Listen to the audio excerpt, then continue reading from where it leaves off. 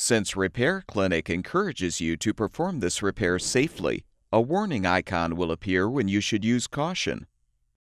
Before you replace the top door hinge on your refrigerator, use tape to secure the door.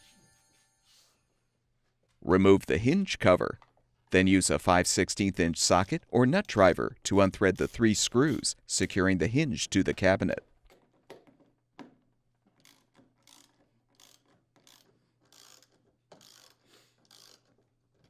With the screws unthreaded, you can lift the old hinge straight up to remove.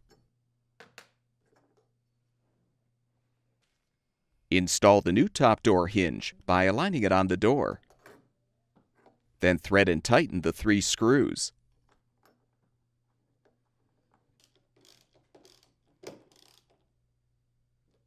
Replace the hinge cover and remove the tape.